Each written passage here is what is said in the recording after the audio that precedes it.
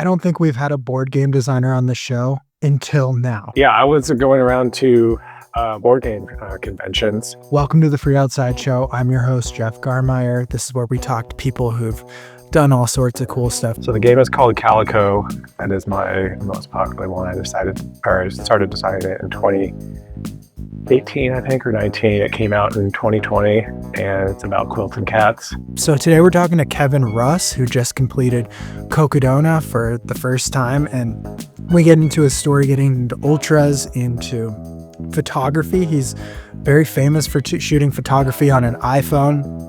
Talk about that a little bit, talk about creating board games, going to the board game convention, and then we talk about how Cocodona went. This is another in the series of talking to people who did Cocodona, asking them how they went, talking through things, and yeah, it's pretty fun. Maybe we'll do one or two more of them. I think they're always fun, and maybe people in future years will listen to this. So if you're from the year 2027, shoot me an email or mentally communicate with me through ESP or something, if that's a thing at that time in the future of 2 years.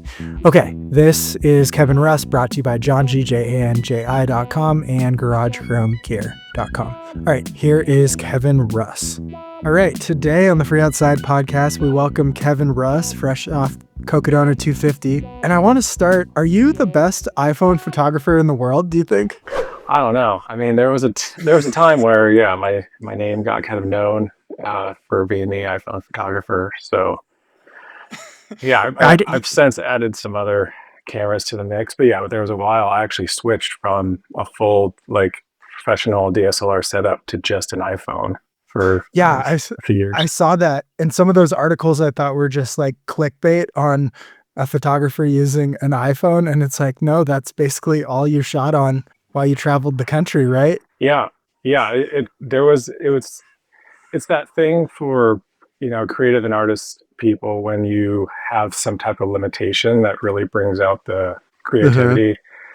And I think that's what the iPhone did for me. I was very limited on what I could shoot, but it made me use like a different part of my brain. And yeah, it was just a lot of fun to kind of relearn how to make photos work with the iPhone. Totally. Is that when things kind of took off for you, like as far as an audience and notice and stuff like that, when you went to something as simple as an iPhone? Yeah. It was a year or so after I joined Instagram. I was just shooting just on my iPhone all the time, and yeah, some photos got featured and some people caught on, and yeah, the audience, or I think Instagram shared one of my photos, and that was I think I gained 12,000 followers that day, and then it just started to kind of just keep growing after that. And I just, kind of rode that wave, just shooting and traveling, living out of the car. Totally. Is it a crazy feeling when you just see your follower count and people interested in you just explode? Is it kind of mess with your mind a little bit? I think so. I mean, I was trying not to think about it too much. And because I was shooting just a lot before that, just for fun, I didn't really change that. The things I was inspired by and wanted to shoot, I just kept focusing on that, whether the audience was there or not. And then it just happened to start to grow. Totally. Yeah. We'll see where I'm going with this in a second. But did that kind of mindset and thought lead you to thru hike the PCT, or what kind of brought that up as a precursor to ultra running, it feels? Yeah, I think it was a progression from shooting a lot of photography from the road or from overlooks or short day hikes to wanting to go deeper. And I started with shorter backpacking trips. And then after doing that, it was actually during COVID, I found out about the thru hiking world and the community.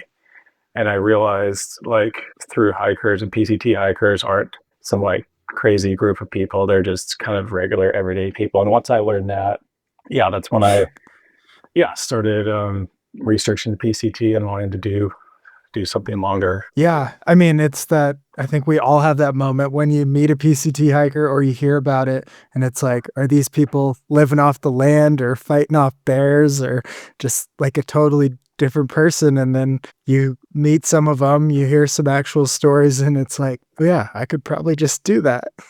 Totally. Yeah. It was never something that was on my radar for all my life growing up. And, yeah. I just didn't know anything about it or what it would entail to do a hike until I discovered it on YouTube, and I went for it. And then, so what's the journey from that into ultra running then?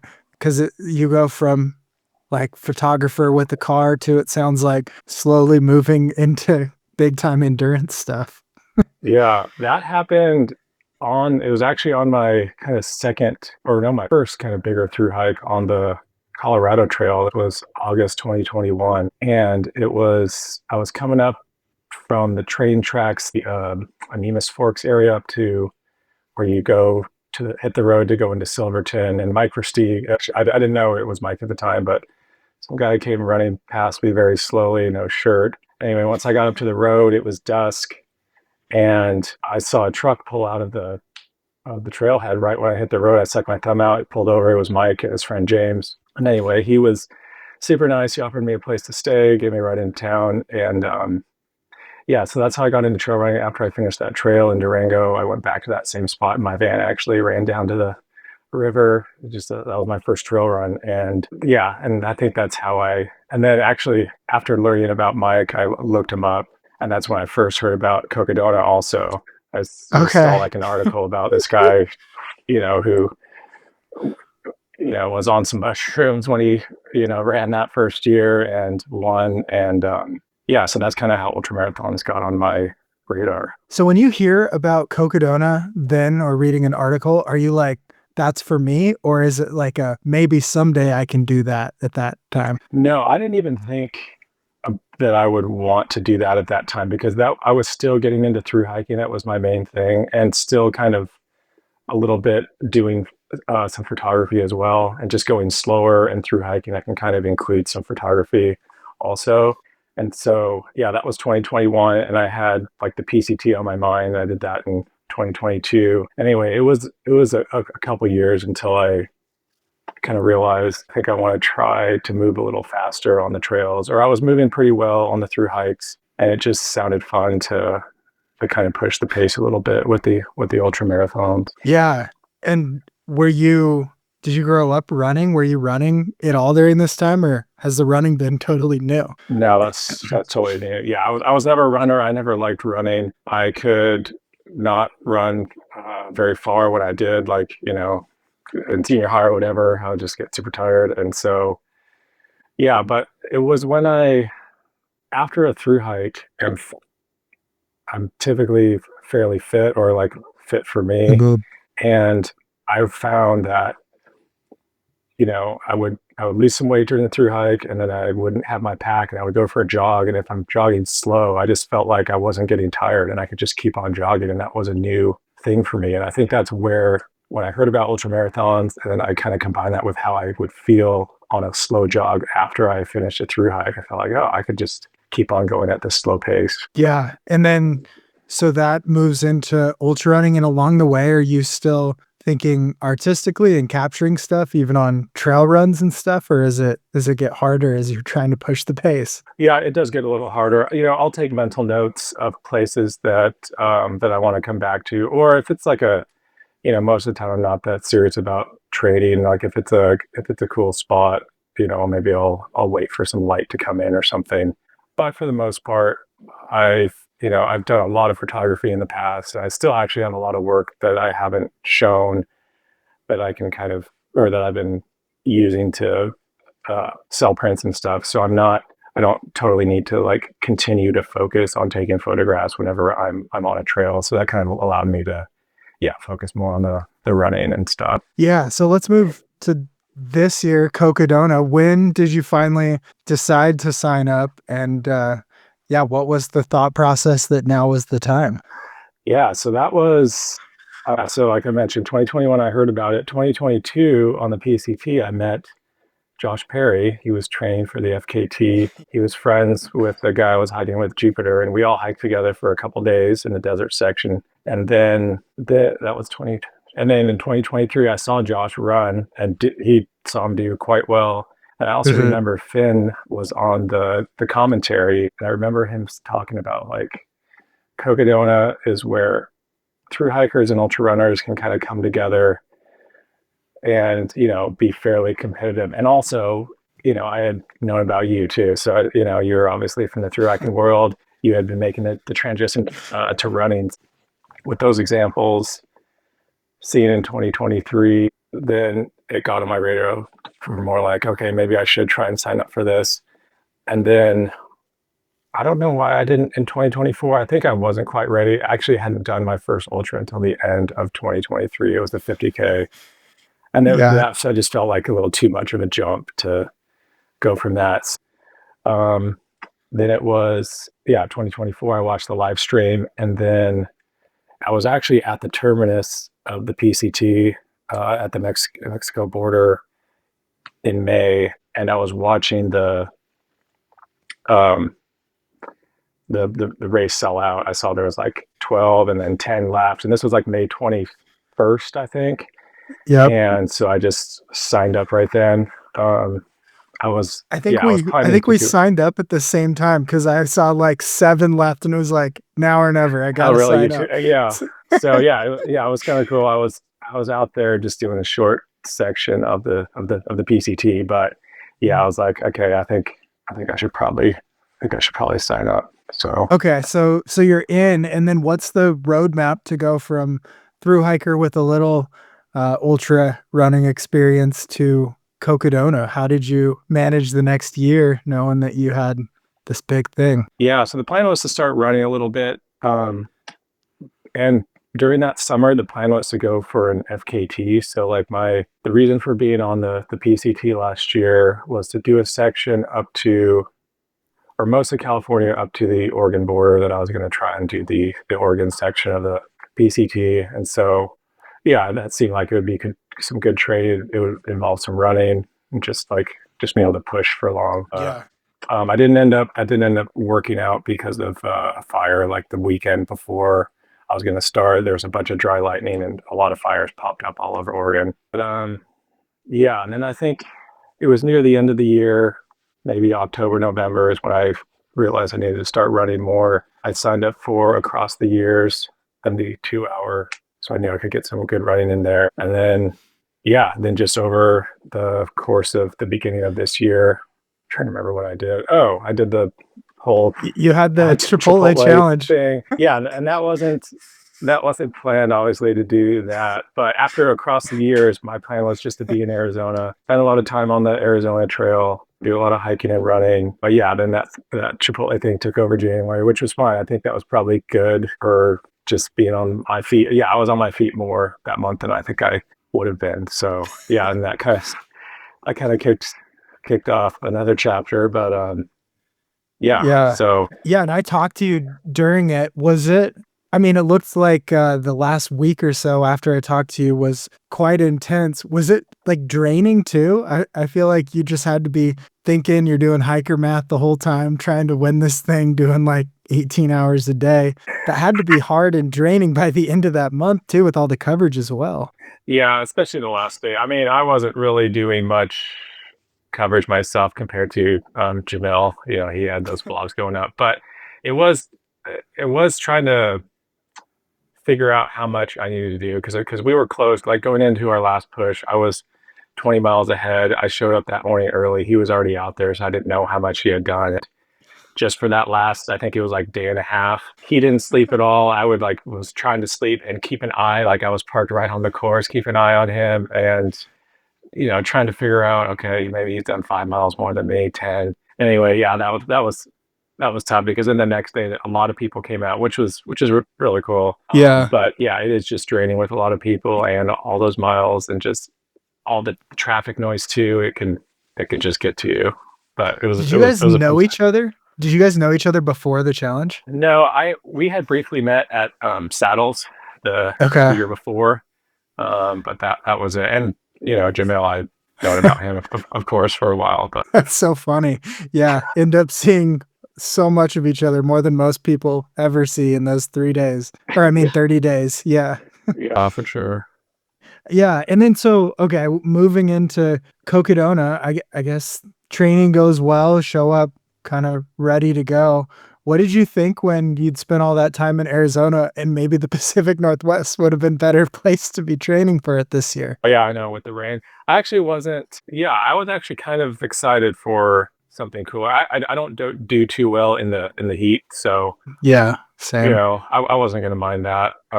Yeah, and just all the time on the course, I think was good for me. I'm the type of person who, like, if I've done it and I kinda know what's coming up, it feels easier in my mind. Yeah, and you'd done, like, all the course and training, pretty much that you could at least? Yeah, pretty much, except for the some of those private areas. Okay, and so, yeah, how did the race go? How did it start out? How did it feel out there? Yeah, it was I had issues basically from the start. So that first, like, couple 100 meters along the deep canyon ranch floor was fine, but then we do that kinda U-turn, so that kind of punchy. I just went straight to a power hike, but and then my, I guess, hamstrings activated, but it threw off my lower back. I've had lower back issues before, but it hadn't really been much of an issue, but it, like, almost fully seized up, like, it made me kinda, like, stop a little bit, and then I almost pulled off to, like, stretch, but I didn't wanna, like, have, like, a ton of people asking me, like, "Are you okay?" and stuff. So, anyway, I just Yeah. kept on going. That it was manageable, like, it didn't really affect my pace through that first section up to Cottonwood much. Um, yeah, so I don't know, I just kind of, was able to move through that fine. Um Yeah, and that first section too, to Cottonwood, there's, like, that dry creek bed where there's some, like, scrambling and climbing stuff that you're doing too.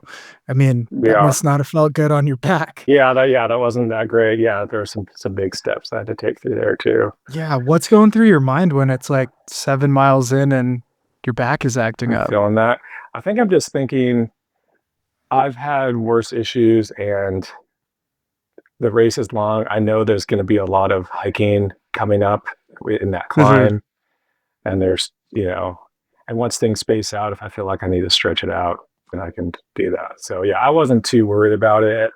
Right when it first happened, it was a little bit of a shock, and I was a little worried, but then once I was able to continue moving, I was like, "Okay, I think it's fine." Yeah, did you have expectations of, like, time or place going into it that you wanted to hit? I mean, I did have a time goal, but I also knew at this distance, I wasn't sure, um, that I could hit it.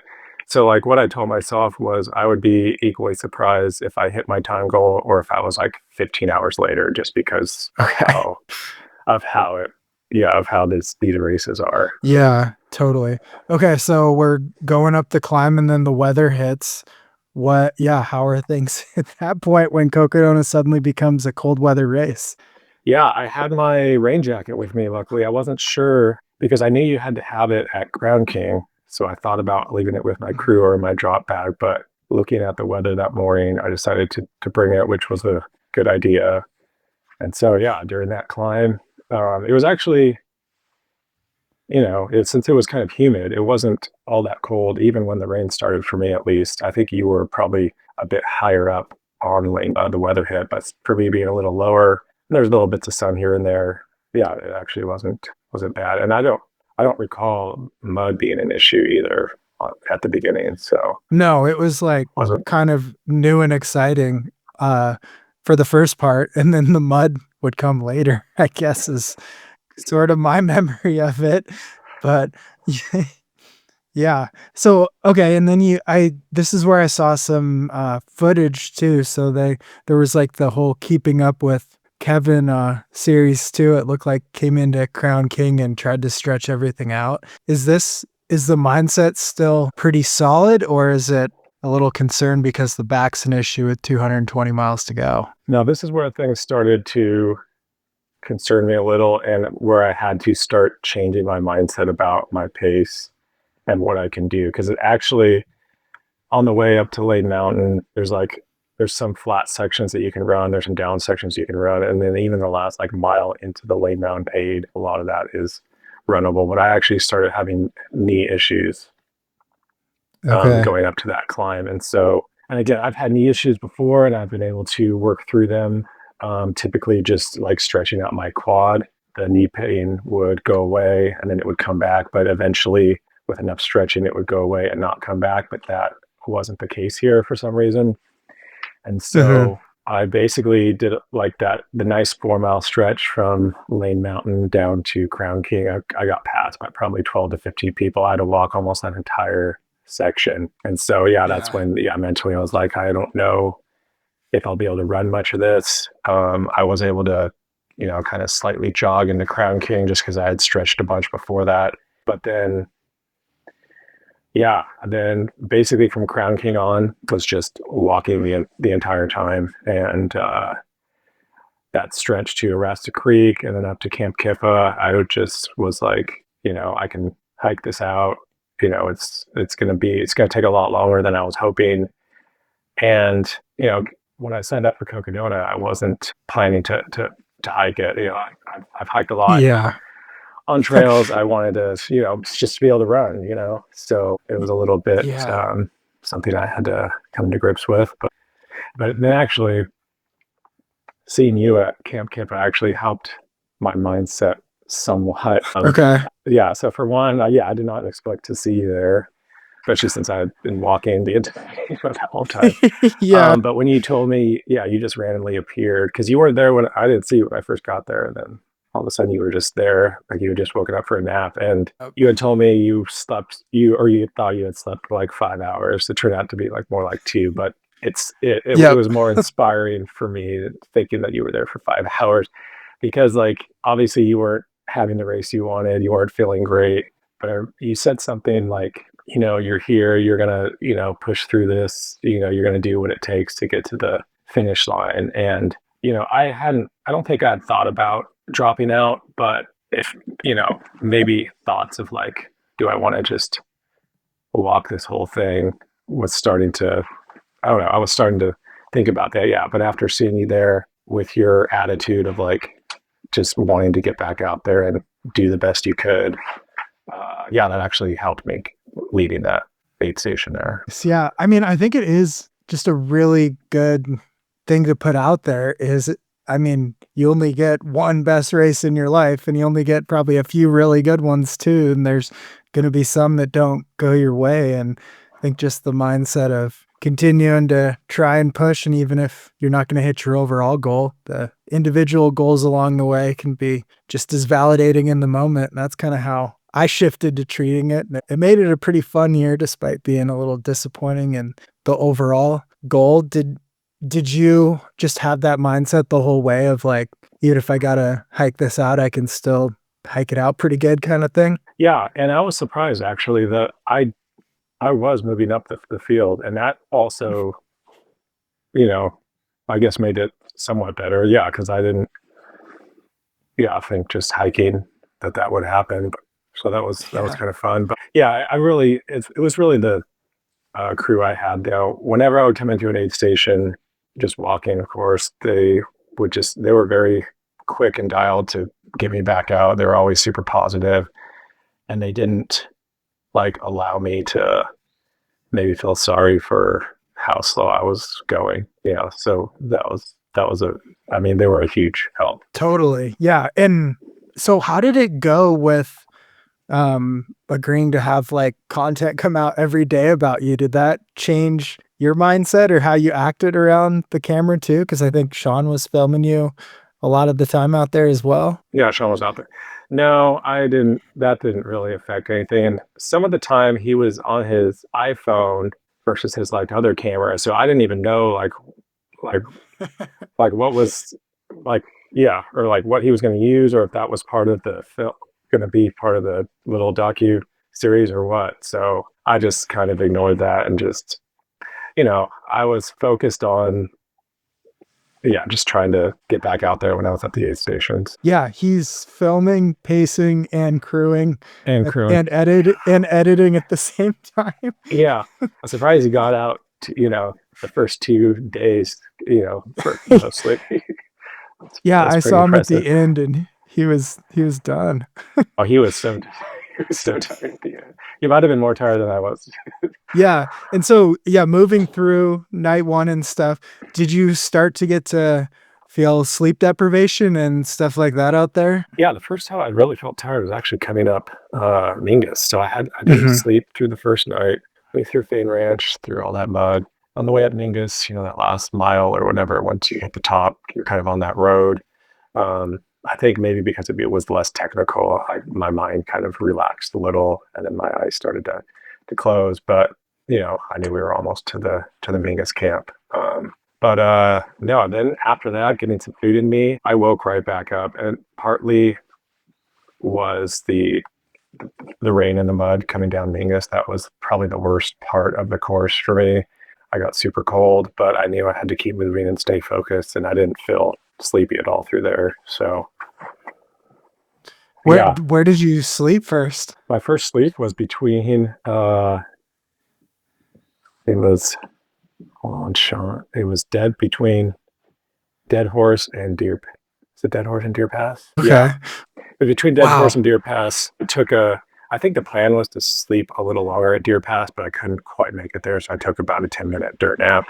The ground had dried out enough. Yeah, do a quick little thing. Got to Deer Pass and then took like an hour sleep there. Had you dirt napped before, or was this your first ever dirt nap? No, I had dirt nap before, not in a well. I paced a friend at the Monster 300, and yeah, I took some dirt naps there. So that was my first dirt naps, and it was also But I don't think I slept that much during those dirt naps. But I found out I was awake for almost 50 hours that during that race. So it actually kind of changed my sleep schedule a little, because I was thinking I should sleep on the first night, just 'cause a lot of people say you Mhm. should, but because I have a hard time sleeping anyway, I just learned that I could push through the first night, and probably the first day it'd be okay. Yeah. And so when you take a dirt nap or that one between Dead Horse and Deer Pass, did you just pass out immediately? Was it one of those really productive dirt naps? I think so. That's what Sean said. Although I do remember, yeah, he said. I mean, I could hear my breathing change, but I could also hear people walking by. So I don't know how asleep I was, but it was enough that once I got up, I could make it to the next aid station. What a weird sport. You just like lay down in the mud and just try to take 5 Trying minutes to of sleep. sleep. Yeah, yeah. Okay, so I mean, this is probably when you're starting to move up the field really well, because I think as you got to see firsthand the drop off from people moving quick on day one to barely moving on day three is huge, and probably just by hiking, just unfortunate due to injury, but that probably made your pace like pretty solid compared to the people around you. Were you moving up as you got into Sedona and stuff? Yeah, yeah. I don't know exactly what place, but yeah, I was definitely moving up. Um, and but also at that point I had another issue, and that was with my hip. And actually, I don't know when that started. Sometime before Mingus, and that became my main issue. It affected my gait and my. I just couldn't take like a long step with either foot, and so yeah, and that would get like better and worse. It would get worse on like more technical downhills, and it would kind of flare up and be difficult to move even on flat. Yeah. Anyway, yeah, I just had to manage that. So my hiking pace also slowed. If I could have kept up my hiking pace, it would have been nice. But yeah, that also took a hit too. So what's going on in your head and in the crew when like every 50 miles another injury's cropping up? I'm not sure what the crew. I didn't ask what the crew was thinking. But I think it was good because, like I mentioned, like whenever I would come into the aid station, it was just basically the same. They would follow the same thing. Like they would refill my pack. They would have hot food from the aid station. They would change my shoes and socks if I needed to roll out some muscles, and just getting me right back out. So it wasn't. Yeah. So they seemed to be unaffected by how I was moving, which I think was good for me. That's the kind of crew that I needed, I think. Yeah. I mean, and it's a lot of time to be in your head, especially if things are hurting too. But are you just set that aside and continue pushing forward and try not to worry about it? Yeah, and the pacers really helped. So, besides those two pacerless sections, I had a pacer on every section, and yeah, just chatting definitely takes my mind off things. I think, yeah, things would have spiraled a lot worse Yeah. if I had to do it by myself for sure. Yeah, what do you chat with your pacers about? It was a lot of it was just about the race, they would just give me updates.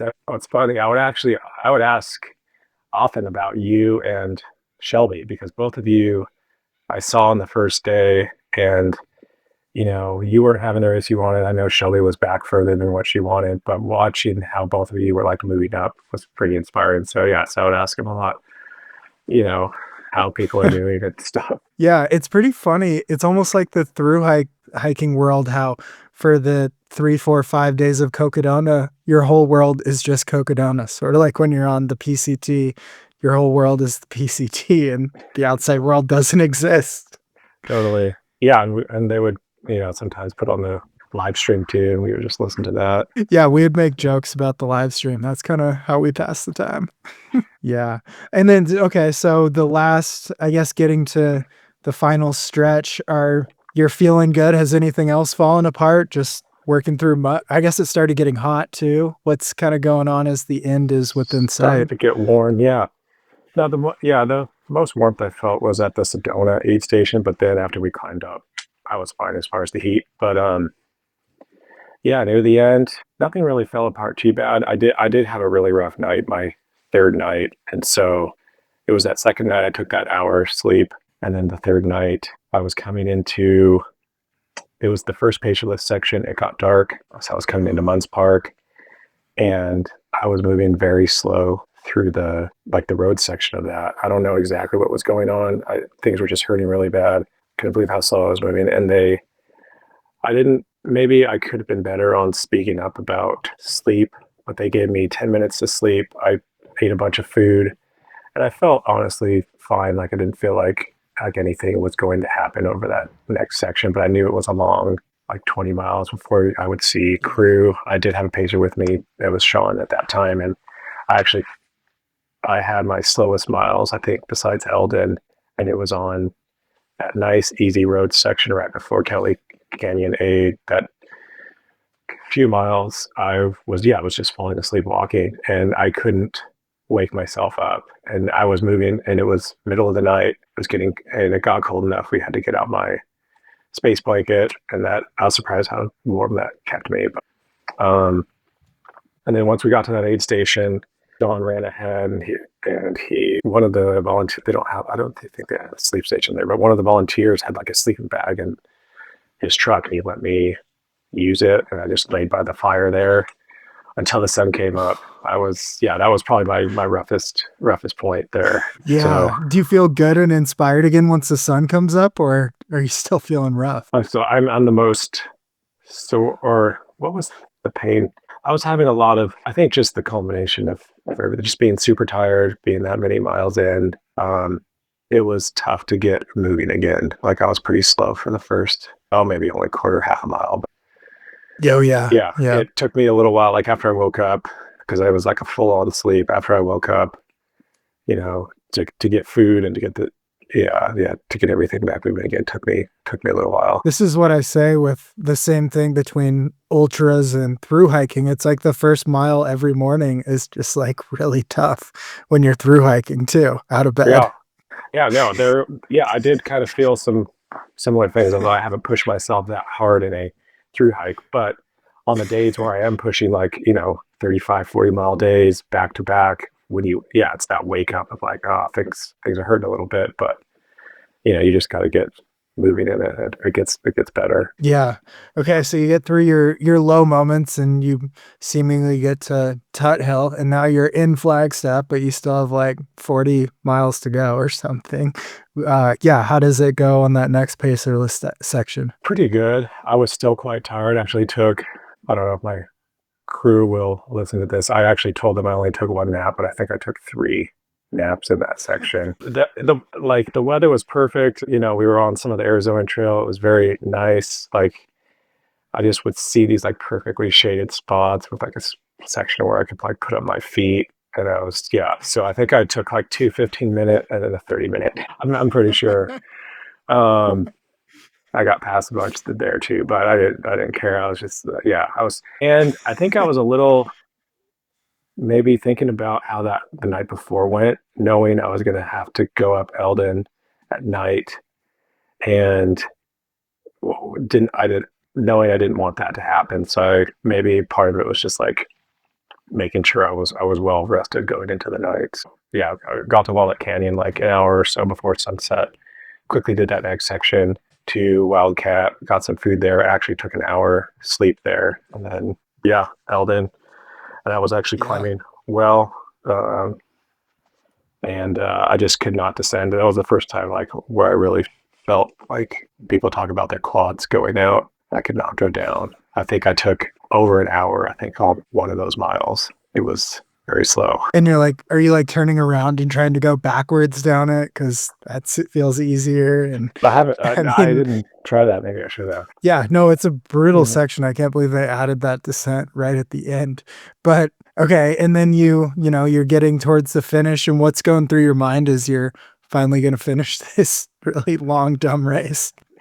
I'm just glad to that I will be out of or that the pain will stop. Once I can stop and get off my feet. So yeah, and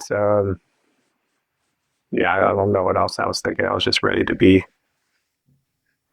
done. Yeah. And so then you're done, and then some time passes. What do you think on the race as you think back? Was it fun? Was it challenging? Was it what you wanted? Was it different? Yeah, it was fun and challenging. It wasn't exactly how I thought it would go, but it was the time out there with the crew. My sister came out, so it was nice to spend some time with her and um, Sean, and then an old friend too. So yeah, I think kind of like Michael Versteeg said something about like Cocodona will be more than the experience of just trail running.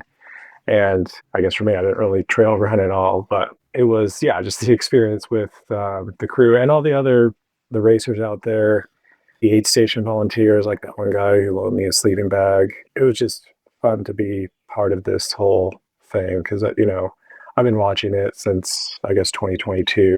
Yeah, and then during train, having done all those sections, but I would do like out and backs, just because my car, I just wanted to connect all of that, and it was just very satisfying to go, to cover that full distance. Did you feel like you wanted to do it again? Like, are you going to be back next year? I think so. I want to actually run. That's the first 7 miles. So, I would like to be able to jog into Whiskey Row, and then maybe Yeah. and like shuffle across some, the Prescott and Verde valleys. So yeah, I do want to come back and maybe do maybe hike a little less, read a little more is the plan. Yeah. Well, you have a whole year now.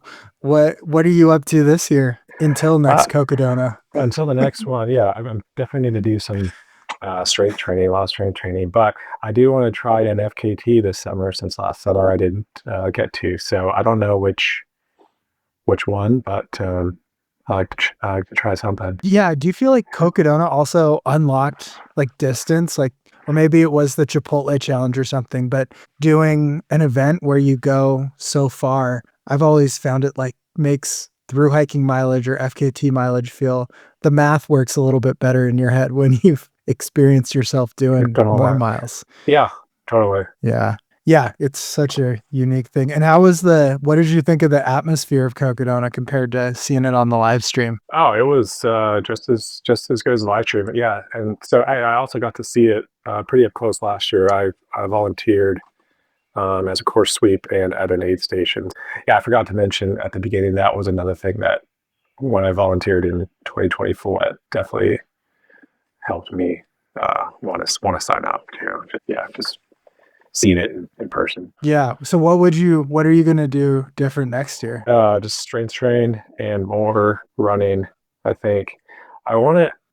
Part of what I wanted to do train wise was do some through hiking or fast packing before. I didn't get around to that just because it took longer than I thought to do all the sections of the course, and some of them I did twice, and then I did like a race in there or a backyard ultra in there, and then anyway, some stuff came up, and I didn't because I just feel more fit after a through hike or after like 2 weeks of doing 30 to 40 miles a day. Mm. I don't know if like my feet feel just stronger. Yeah. So I kind of want to get in that type of shape.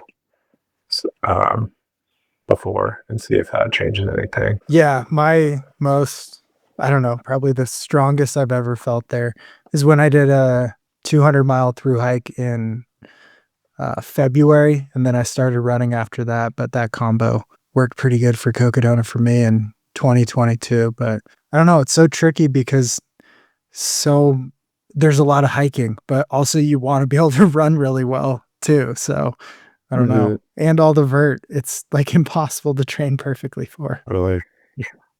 Yeah.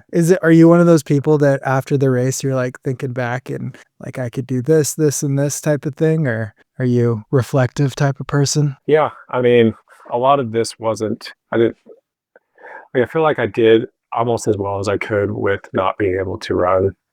Totally. Maybe some of the sleep I could have been better on, like sleeping more than 10 minutes at the beginning of that third night would have helped those like super slow miles into Kelly Canyon. Yeah. But I didn't, the crew didn't know what I needed, and I didn't totally know because I hadn't been there. So I think like if somebody would have asked me, I'm like, yeah, let's try 10 minutes, see if I can do it. But now that I know I can't, I'll be able to Yeah. be able to plan better next time. Yeah. Last topic. Did you have any hallucinations out there? No, I was kind of Dang. expecting some, or just from hearing from everyone else. But no, I didn't. Have you ever had them? Wow. Maybe Okay. sound ones. Do sound ones count? Yeah, Just hearing. sound ones are the first ones to happen. Those are always kind of weird because you think they could be real. Okay. Yeah. No, I don't think I had sound one, but I felt like I've heard things at times on through hikes that aren't there. Yeah, it's weird when it's like whispers or something. And that's what you're hearing, and you're like alone in the woods. That's always a strange auditory one I've gotten in the past. Yeah, totally creepy. All right, final question for you. Because you travel across the whole country multiple times, right? Taking photos. What's the most underrated state for like natural beauty? Oh, maybe Arizona or Utah. Although I don't know if they're that underrated. They're rated pretty high too. They're rated rated pretty well. high, but I mean they're rated lower though than like California, I would think. Yep. Because I haven't spent a whole lot of I mean, most of my time is in the West, especially lately. It's like desert in the springtime, Eastern Sierra, like summer and fall a lot. And beyond that, I haven't done a whole lot in the Rockies. I mean, maybe you could say Idaho could be underrated. I've been there a couple times, and I there's think so. some cool stuff there because I don't see a lot of people. I meet people up there, especially Yeah, compared to like Montana. we need to have like the ratings of what people think to properly tell what's underrated. Yeah, Because probably like Arkansas is pretty underrated too. but like Wyoming and the winds, I know the winds. In our circle, everyone knows about them, but I don't know in the general public if they're that known. And that's I don't think so because they're so inaccessible. Like it's a hike to get in there, or a horse, I guess. But yeah, I think this is our thru hiker privilege. We've gotten to hike to so many cool places. Whereas, I mean, yeah, I don't think people can get there unless they're willing to backpack, basically. Yeah, totally. All right. So last question. When I think it's AI by Google or something, it says you're a board game designer. So I want to ask about your board game designing. When did you design the board game, and what's your most popular one, and how did you get into board game designing? Yeah, so I got into board game design after playing a ton of games. This was in 2017 and 18 and 19. I was spending like almost all my time and money on board games, and I felt like I was wasting money or time if I wasn't to help justify how much I was playing games. I need to like make some money at this or something. Yeah, so that's partly why I designed. And I also found out these board games, these hobby games, are designed just by regular people, and anyone can do it. They aren't some coming out of a factory. Yeah. So once I learned that, I was like, okay, I'll try and design something. Each player is kind of sewing their own quilt, trying to get cats to come take a nap on their quilt, and you get points for getting cats to come over and sewing buttons on you sew buttons on your quilt too. So This is awesome.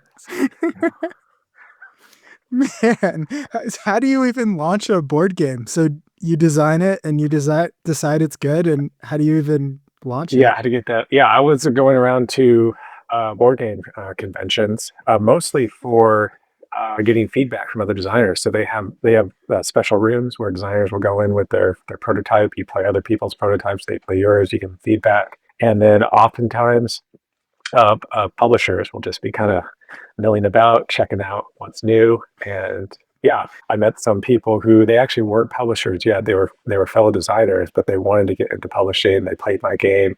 They're from Seattle. They're like, hey, we want to get into publishing. We want to publish this game with you. And I was like, yeah, let's go for it. So yeah, we launched it on Kickstarter. It did well. It went out, and then we were approached by a digital company. So then it got on Steam, it's on the Switch now, and then more recently it's on iOS and phones. So the game has gone Whoa. digital now. It's kind of cool. Yeah, no kidding. So you're like, I'm playing too many board games. I need to make money at this. So it's like, okay, I'll just design a game that is going to be a hit and also on digital. No big deal. That's pretty amazing.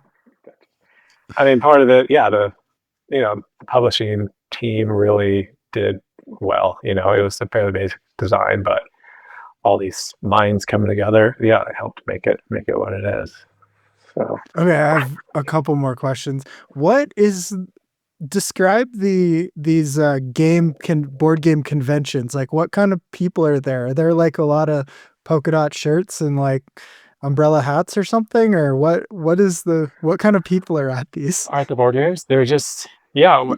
I didn't realize how deep like the board game hobby went and how many games there are out there and also how many people play them. So some of these conventions, especially like Gen Con in the Midwest, or that the biggest convention is in Germany, and Essen actually went there for a couple years in a row. But yeah, you find all types of people, and everyone is like super into board games. And you often meet people because they'll have like a game set up, and you're just walking around, you'll see a game set up, you're like, oh, I kind of want to play that one, and then someone there has it's like their favorite game, they're ready to teach you. And yeah, it's just a fun time to play games, meet people. And This is like yeah, the lost art of like outdoor and other conventions is the passive meeting each other over a board game is like a life hack, I think, because you're just playing a game, but you could also chat a little, but it's also not weird if you don't too. yeah, that's actually the best part, especially for people like me who are I'm not super chatty. And it's a good way to hang out with someone for like an hour without having to just talk the whole time. Yeah. Yeah. You're just like sharing space and sharing a game. Yeah, no, it's perfect. Okay. Last question. Were there any games that you played that you just didn't really still understand how to play, but you were trying to go through the motions to be polite? There was one, and most of these games they seem complicated. I've seen memes and stuff about how complicated some of these are, and some of them are, but most of them you play once, you can kind of get it. I don't remember I'm blanking on this game. I don't remember the name, but it was a fairly big game that people know and love.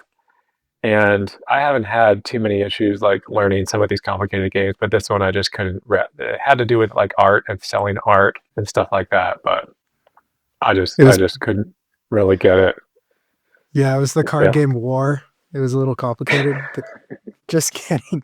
All right.